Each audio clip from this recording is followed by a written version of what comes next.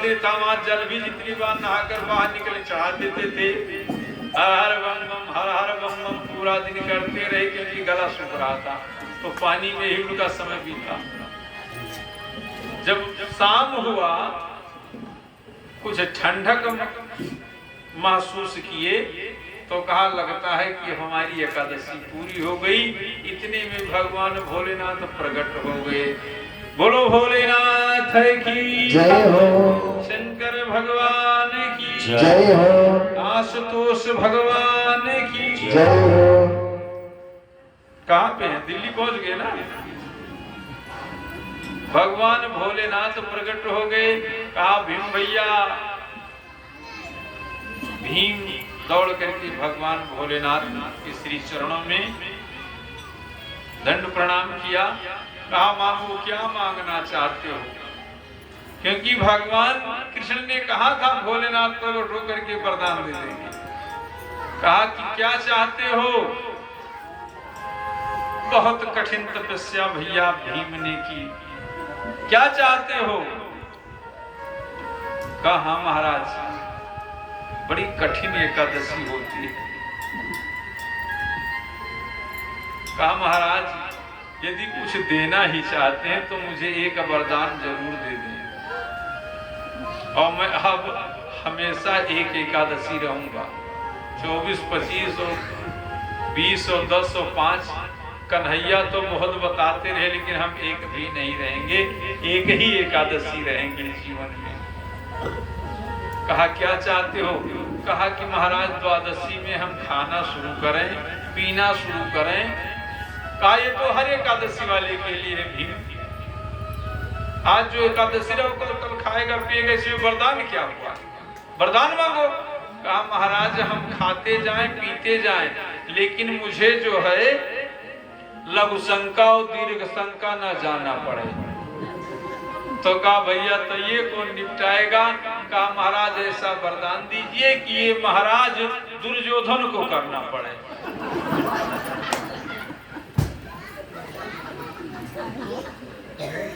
खाएं हम और नित्य क्रिया में, यानी लैट्रिन बाथरूम में बैठे रहे दुर्योधन भैया।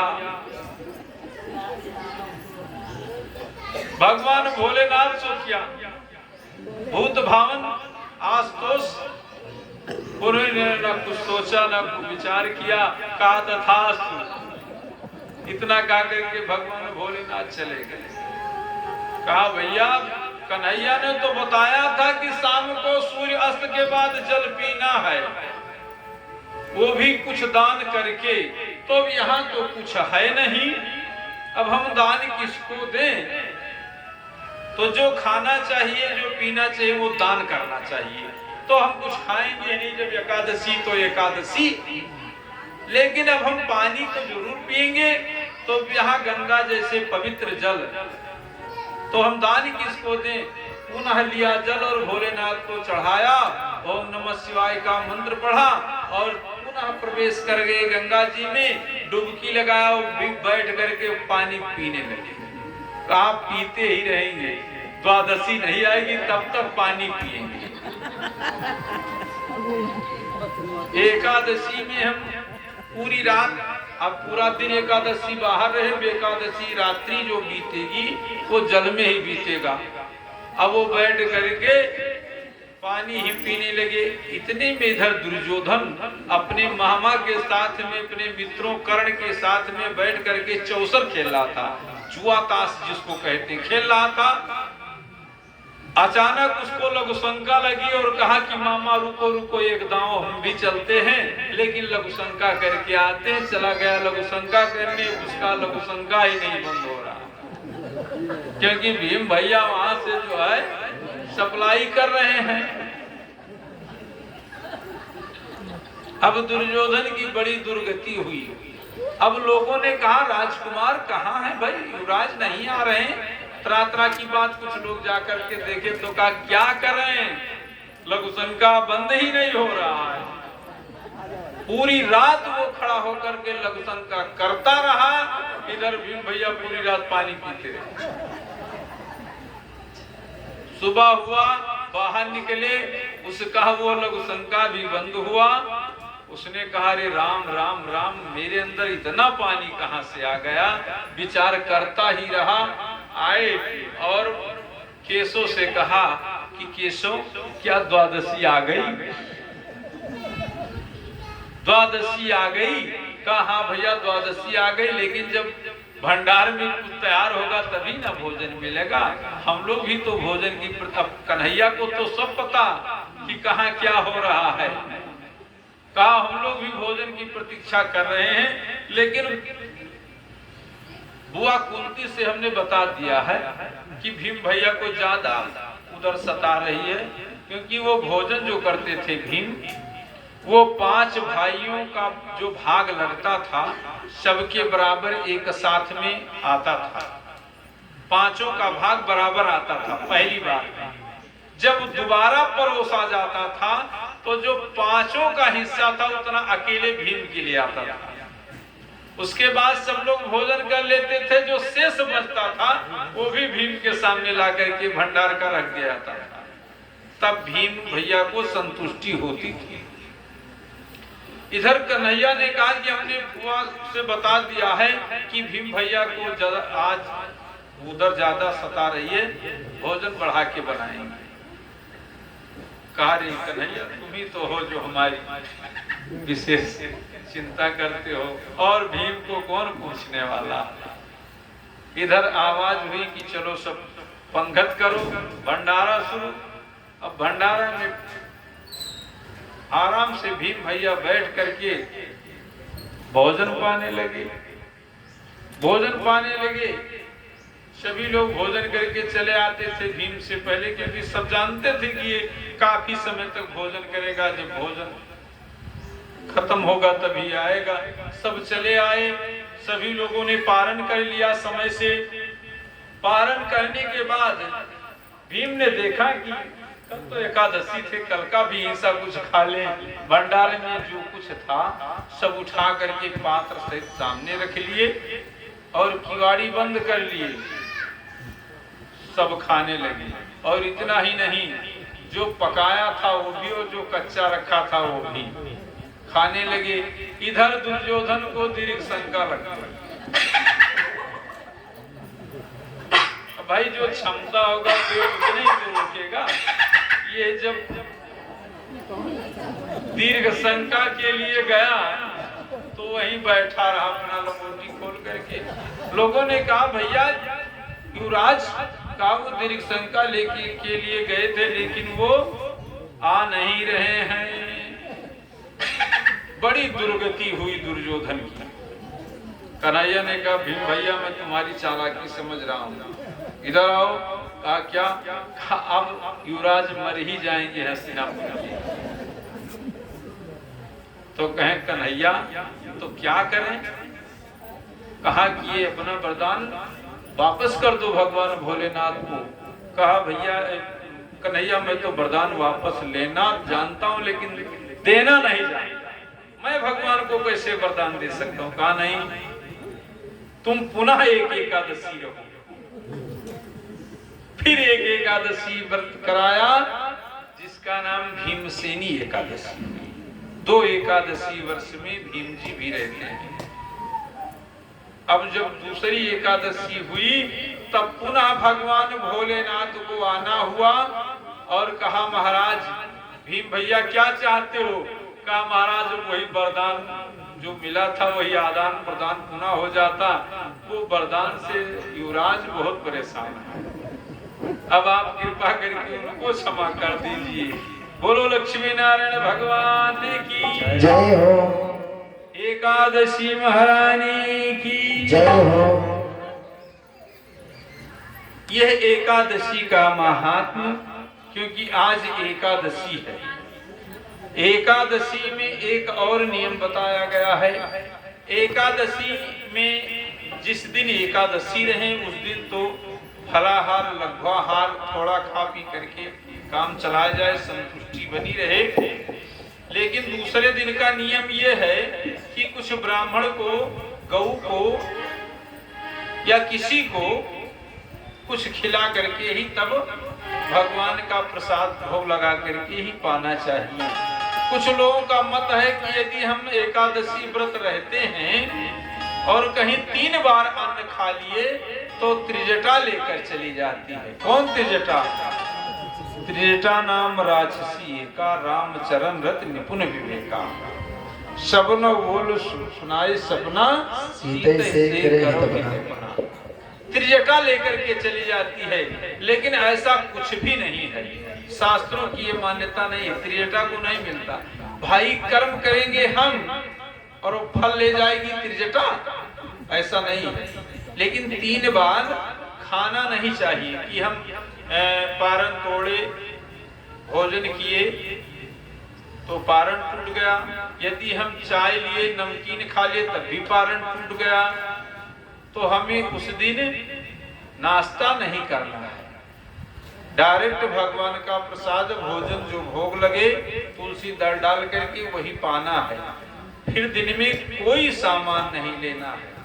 चाय पीना है तो केवल चाय पीना है, फल खाना है तो केवल फल खाना है, अन्न नहीं खाना। फिर अन्न हमारा शाम का यानी रात्रि का भोजन ही होगा, 2 ही बार खाना चाहिए। ये विशेष विधि बताई गई है। द्वादशी में 2 बार खाना चाहिए। यदि गलती से हम नमकीन भी खा लिए और शाम को भोजन भी कर लिए तो 3 बार हो जाएगा, तो हो सकता है त्रिजटा लेकर चली भी जाए। बोलो लक्ष्मी नारायण भगवान की जय हो। एकादशी महारानी की जय हो। एकादशी की जो उत्पत्ति है वो एकादशी भगवान नारायण से एकादशी की उत्पत्ति बताई गई है। एकादशी सब कोई रहता है, सबको रहना चाहिए, विशेष करके वैष्णव भक्त को। लेकिन एकादशी भगवान के लिए नहीं है, क्योंकि एकादशी का पालन वही करता है जो भगवान का भक्त है, और वो जो है एकादशी भगवान नारायण की दासी है। इसीलिए जब जगन्नाथपुरी में पहुंची तो उसको उल्टा टांग दिया गया कि यहाँ नारायण के आगे तुम्हारी सत्ता नहीं चलेगी। अब एकादशी के दिन मान लीजिए आप जगन्नाथपुरी में हैं तो आपको एकादशी रहने की आवश्यकता नहीं है।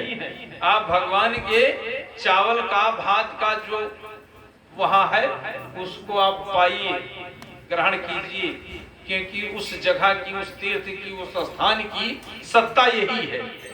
लेकिन अब जगन्नाथ भगवान के यहाँ एकादशी टंगी है, ना कि ये सामर्थ्य कि हम आप अपने घर टांग दें, ऐसा नहीं। तो भगवान का भोग अन्न का लगता है।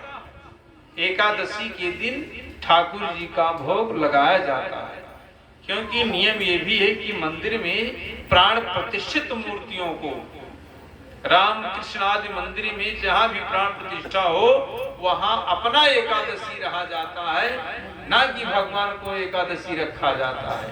उनका भोग अन्न का लगाया जाता है, प्रसाद रख दिया जाता है, या कोई खाने वाला हो उसे दे दिया जाता है। हमारे मंदिर पे अयोध्या में एकादशी का भोग लगता है। यदि भोजन नहीं बना तो चाहे लड्डू लग जाएगा या पकौड़ी, समोसा, कचौड़ी। ठाकुर जी राजा है ना, तो पूरी, पकौड़ी, कचौड़ी, समोसा ठाकुर जी को सब ग्राह्य है, क्योंकि राजा को भांति भांति के पकवान चाहिए ना, तो उनको समोसा का भी भोग लगता है। बोलो लक्ष्मी नारायण भगवान की जय हो। एकादशी में खाना वर्जित बताया गया है भक्तों के लिए, भगवान के लिए एकादशी नहीं है।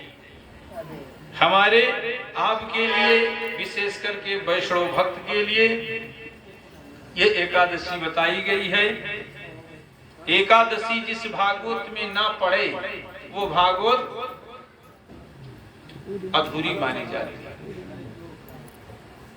बोलो एकादशी महारानी की जय हो। अब आप लोग जोर जोर से कीर्तन करेंगे ना? हाँ?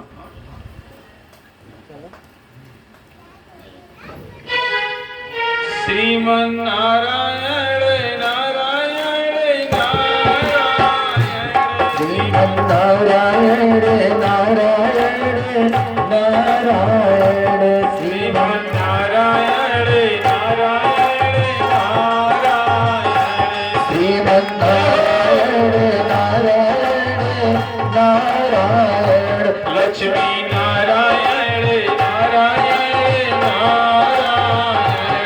लक्ष्मी नारायण नारायण नारायण बद्री नारायण नारायण नारायण बद्री नारायण नारायण नारायण श्रीमन नारायण नारायण नारायण श्रीमन नारायण नारायण नारायण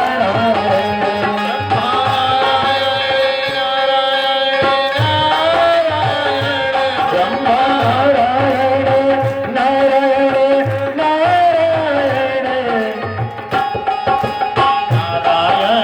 नारायण नारायण लक्ष्मी नारायण नारायण नारायण लक्ष्मी नारायण भगवान की जय हो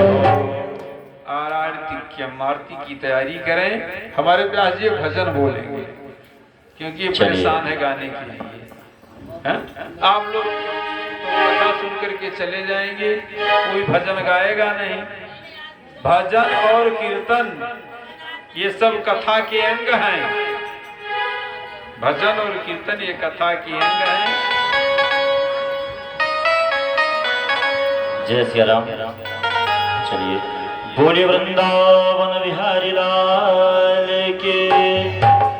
अरे मेरा मन पंछी ये बोले उड़ वृंदावन जाऊं, ब्रिज की लता पताओ में श्री राधे राधे गाऊं।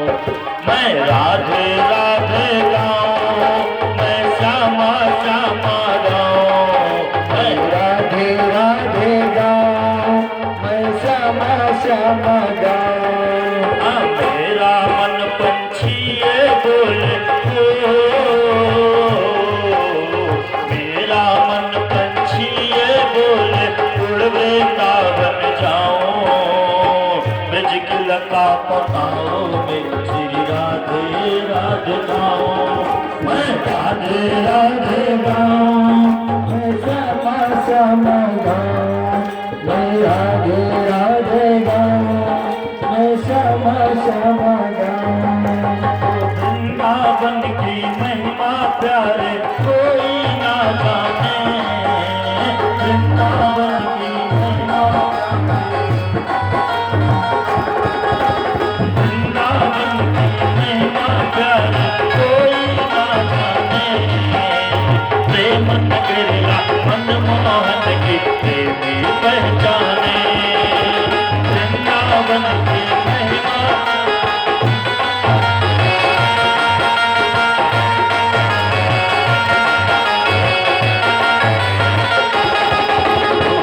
गलियों में झूम झूम के ओ, गलियों में झूम झूम के मन की तपन बुझाओ, ब्रज की लता पताओ में श्री राधे राधे गाओ। मैं राधे राधे गाऊं, मैं श्यामा श्यामा गाऊं, मैं राधे राधे गाऊं मैं श्यामा श्यामा गाऊं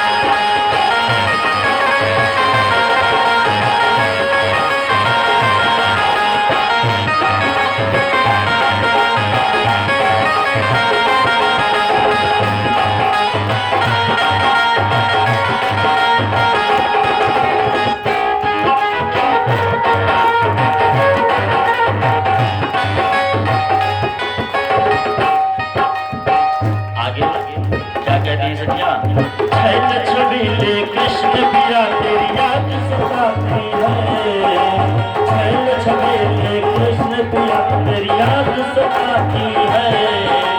कुहक कुहक कर काली कोयल मन तड़पाती है। दिल छबीले कृष्ण पिया तेरी याद सताती है।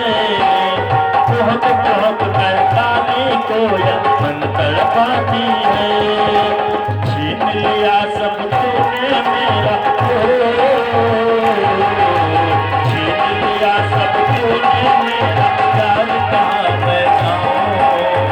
बिजली लगा बताओ मैं सिर राधे राधे गाऊँ। मैं राधे राधे गाऊँ मैं श्यामा श्यामा गाऊँ। मैं राधे राधे गाऊँ मैं श्यामा श्यामा गाऊँ।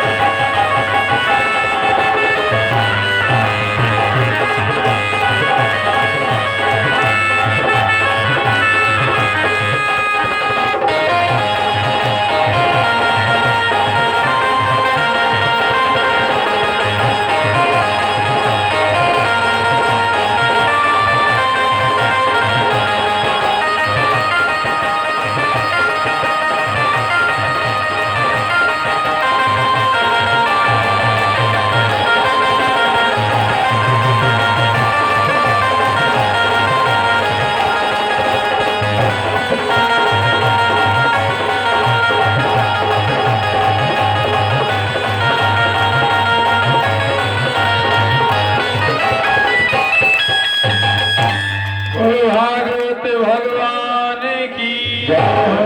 आज के आनंद की जय हो। चलिए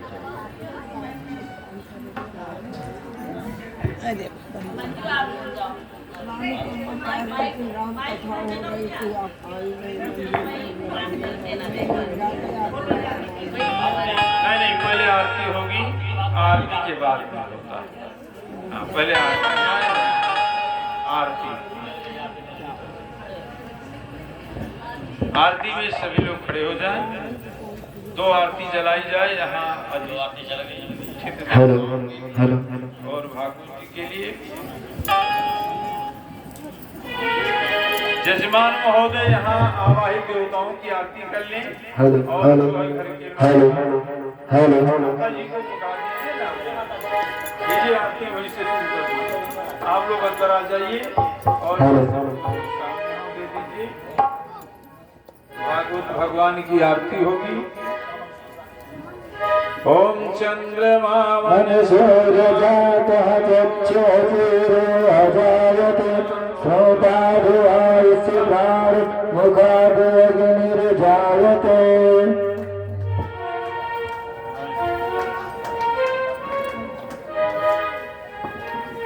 चलिए ओम मोहन मदन मोरार के सखियारत की जय। मोहन मदन रार की सखियारत की जय। मोहन मदन मोरार के सखियारत की जय। मोहन मदन रार की सखियारत की जय। आरती की जय आरती की जय। आरती की सखियारत की जय। मोहन मोहन मोहन मदन मोरार के सखियारत की जय। मोहन मदन रार की सखियारत की जय।